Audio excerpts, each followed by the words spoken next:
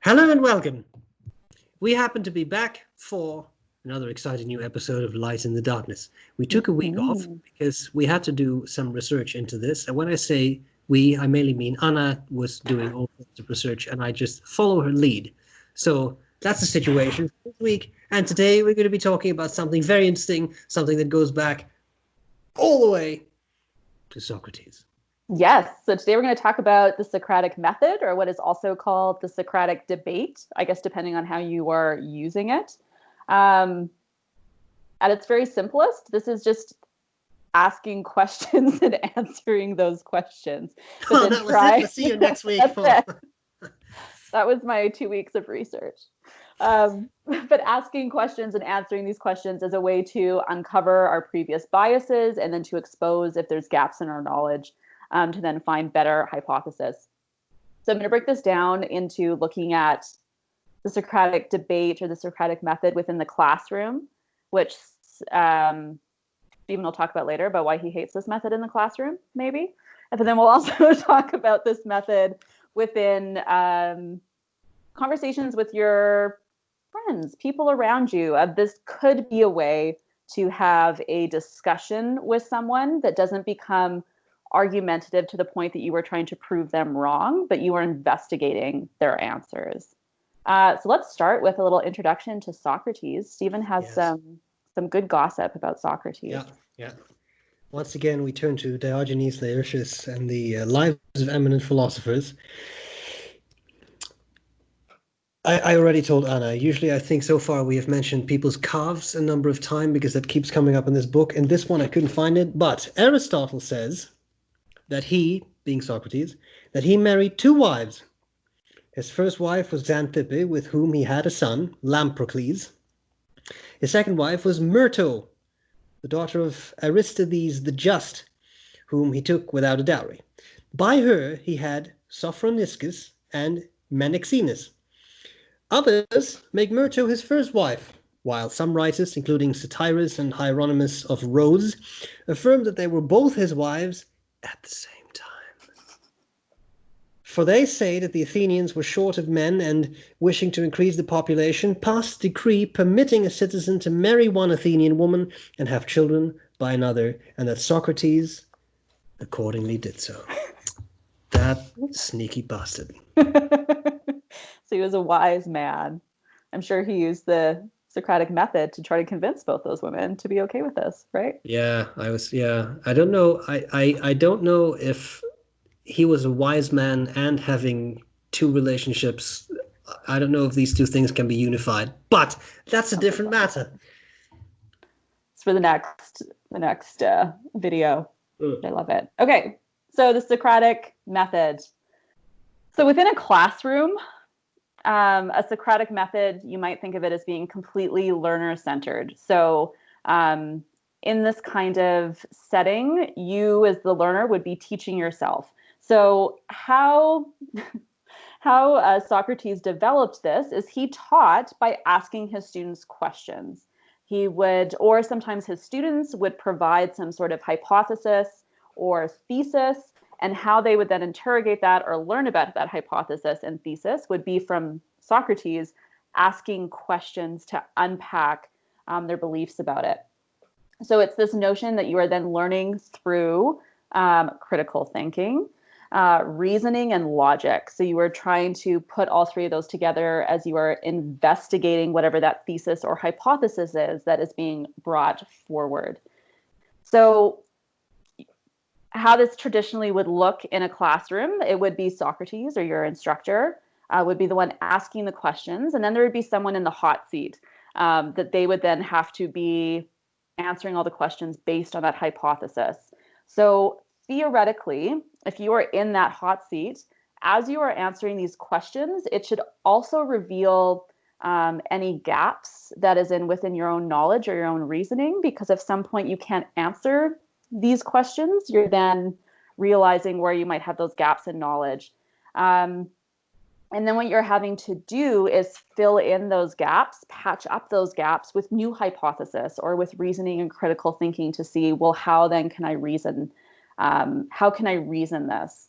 And obviously, if you can't reason this, then it's a faulty hypothesis and you need to push it to the side. So it's just generally asking questions until you can no longer answer those questions based on the knowledge that you have. And again, this exposes our underlying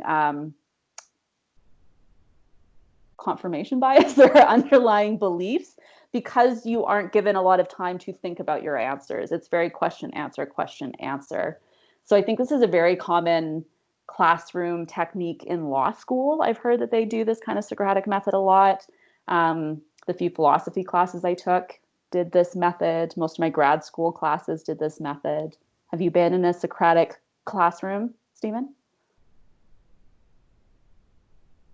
A little bit, maybe. I had to think about that. Not a lot, but a little bit, maybe. I think there was a course I took on the philosophy of psychology, so it was more of a philosophical nature in that course. Yeah.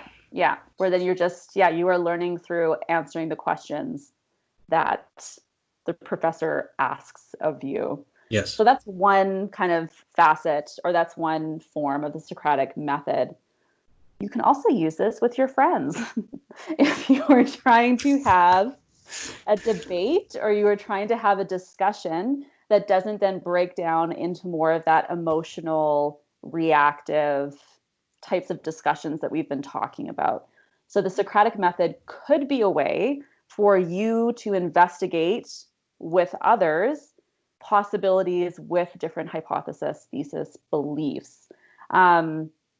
So in this way, it's more of a cooperative, argumentative dialogue. Argumentative in the sense that you are trying to interrogate what is being said, the answers being given, but not argumentative in the sense that you are trying to simply prove that someone is wrong. So it's not about proving the individual wrong. It's about proving a hypothesis as either being false or possibly true, right? Anything to add so far? No, I think it was very Makes clear. sense. So theoretically, if you use this kind of question answer with your friends, as we do, at a party, you want to have a Socratic debate, I guess. Academics are so much fun at parties. I say this and I laugh, but this is actually what happens sometimes. Yeah, this is definitely what happens all the time. Yes. That what ends up happening if you use this kind of method is you end up ruling out certain hypotheses. So what you might start with, the argument or the thesis you might start with, will most likely end up being disproven, and you move on until you can't disprove, or you can't find, a logical way to disprove it, that it seems like the most logical conclusion. So it is one way to structure your debates. So I had one example of this. Oh, I'm all in my head now. Stephen gave me a Greek lesson about one of these names, and he gave me like 3 different ways to pronounce it, and now I can't remember.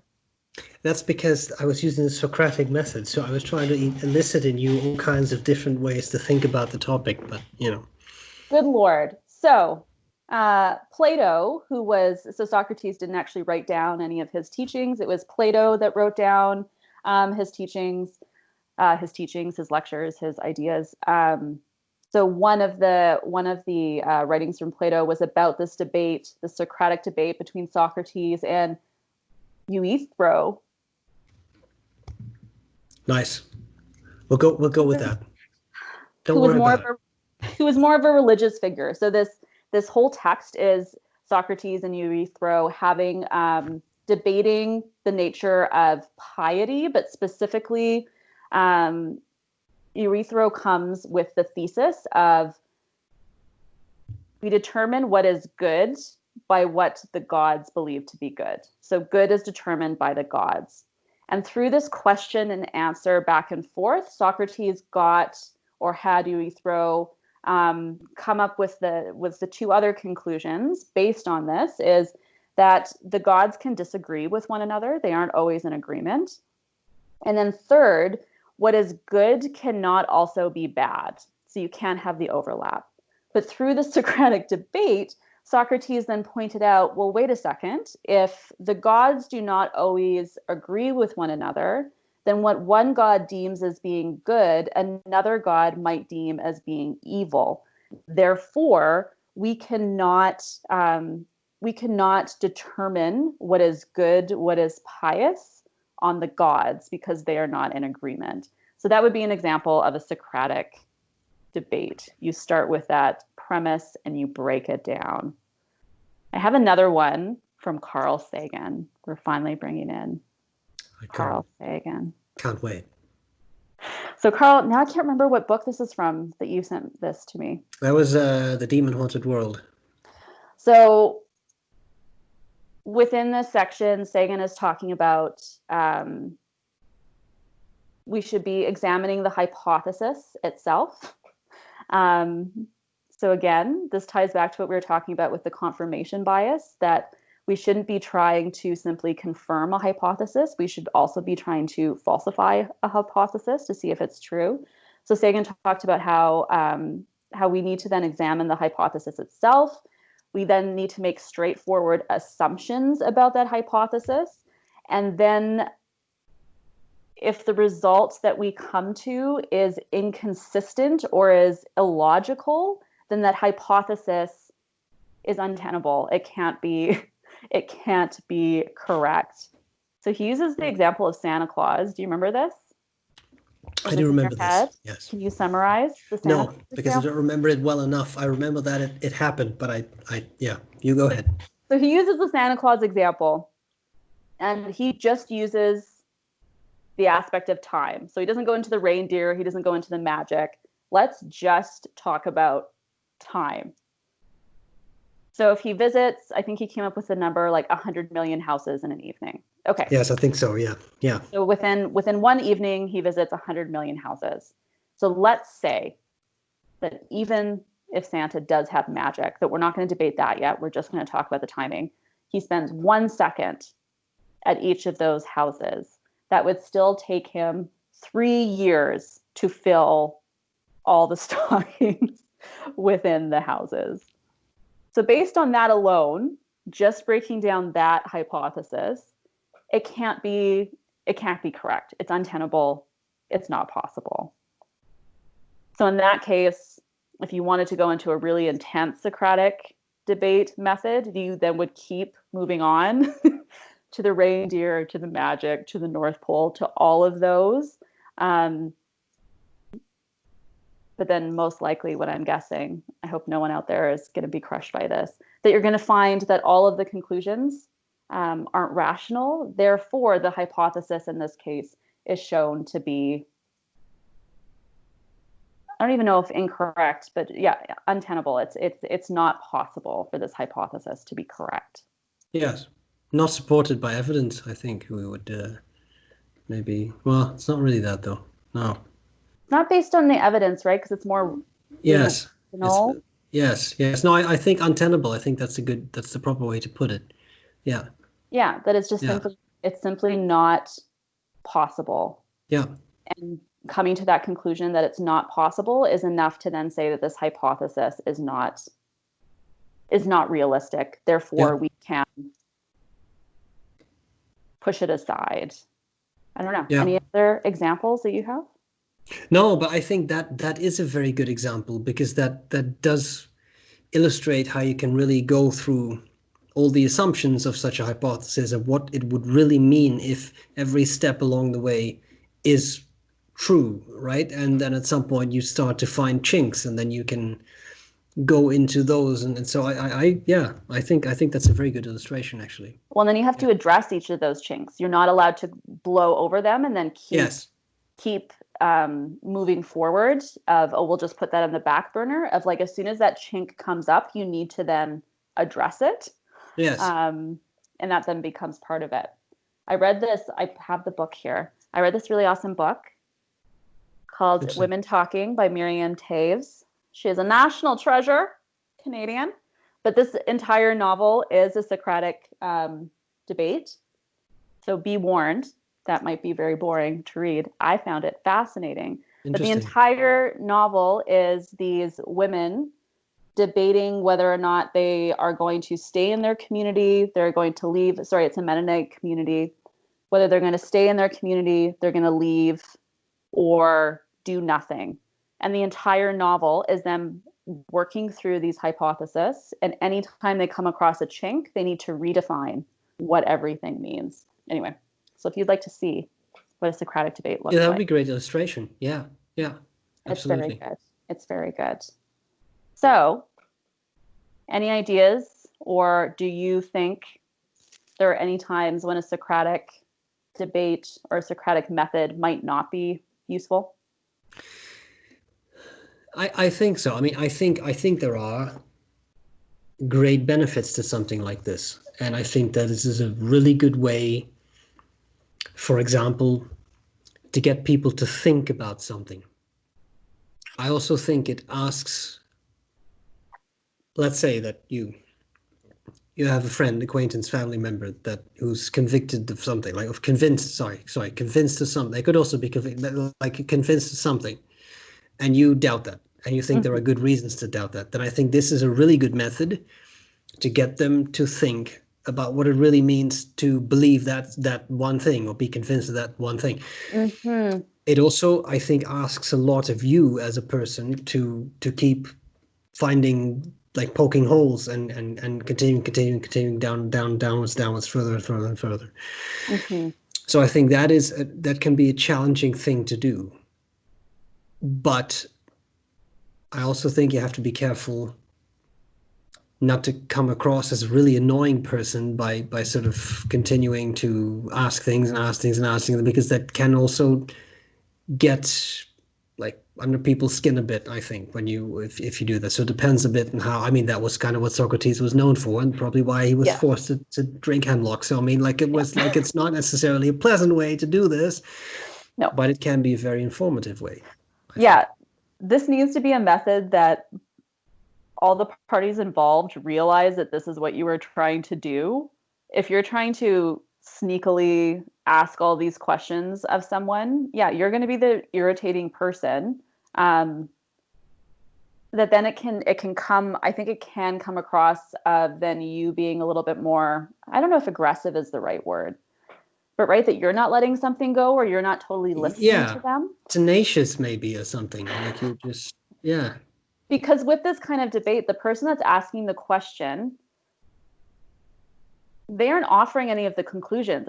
It's totally up to there can be multiple people answering, but for the person asking the questions, they don't have to come up with any counter evidence. They're just yes, coming up with the questions. Um, so if you're attempting to do this, this can then come across, I think, in different than what you're intending. Um, it can then seem like you're not listening to someone and you're not actually yeah, engaging with yeah, them. yeah. So I think it needs to be something that is done thoughtfully, Hmm. um, and you're stated right out of, this is something I'd like, let's try to work through it this way. This is a way Yeah. that we could try to do it.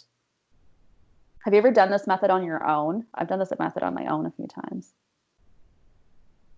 Yeah, I think so. When you're trying to help someone reason through something, again, I think that this is a very good way. Why would you do that? And what is the Mm-hmm. consequence if you do that? And what, and then often you can come up with maybe an alternative way to do something or think about something, Yeah. which I think can be very, very beneficial to Yeah. people. Yeah. Yeah. No, I found this a very, yeah, just for myself. And in that case, I am the questioner and the the person answering, but to think through all the different consequences, or to think through beliefs, or to interrogate why I might be feeling a certain way about something, to then interrogate it in that way. Yeah. Any other times when you think this may not work? Well, you kind of alluded to teaching things earlier, so thank you so much. I think there is a bit of a trend in that suggests that active learning is a very good way to have students learn, and I agree. I think that is a very good way to have students learn, but sometimes that is reduced a bit by proponents of such a viewpoint to you can only do active learning, you can only use these kinds of methods. And that I disagree with. I think there are Yeah. also other things you can do. Having said that, yeah, I think there are great ways to do this. But there are situations where I think this is not necessarily super appropriate. I'll give you two examples. If someone asks me, oh, I saw on Instagram that you made naan. How do you make naan? And I say, what is naan? Really, when you think about it, then I don't know if that's appropriate. And then we can go on to, well, what do you think would be in it? Do you think flour would be in naan? What is flour? Really? What's the purpose of flour in this universe? I don't think that that is what someone is hoping to hear when they say, what is your recipe for X? Yeah. Right? I don't think Yeah. they want to be cross-examined basically on their understanding of that recipe before they've even made it. I just don't think it's fair. Clearly, this Yeah. is a hyperbolic example. Nobody would ever in their right minds do that. But that I don't think it works in such a context. Now, if you apply that more, I think there are certain types of teaching where this is not the most effective way to do something. I think if you teach something that is somewhat in a, let's say, in a somewhat philosophical area, I think this is a Mm-hmm. great way to get people to think about what are your feelings about, say religion. I'm not saying anything against religion. I'm just saying like what does it mean to say that someone has a soul? My field is psychology, right? So I would think of something like that. What does it mean to say that someone has a soul? What does it Mm-hmm. mean to say that after death your soul lives on? What would be required for that to be in place, right? I think that's very appropriate. Mm-hmm. But then I think there are other situations where if I have to teach, I don't know, the anatomy of the eye, well, the eye is the way it is. There is a retina, there is a pupil, there's all these kinds of things. And you can use a method like that to figure out what someone's level understanding of, say, the eye is, right? Yes. And what gaps need to be filled in. Or we can tell them, well, there is this, and there is a retina, and there is this, and there is that, which sometimes saves a bit of time. And if you have 80 minutes to do this, there isn't always an opportunity to do something like this. So sometimes I think for this kind of, I know we've had this discussion, but like with these kinds of more factual things, like listen, these are the components of the eye. We're not going to debate that. That's just how this works. Mm-hmm. I don't know if something like Socratic questioning is the best. Let me rephrase that, is the most efficient way to communicate that type of material to a student. Yes. And I think again, we've had these conversations a lot. I think sometimes having a little bit of both of Mhm. providing some of that information so then students can have deeper discussions of, I think I've told you about this. I took a philosophy class in my undergrad, and it was the philosophy of ethics. We did no reading. I didn't learn about any philosophers.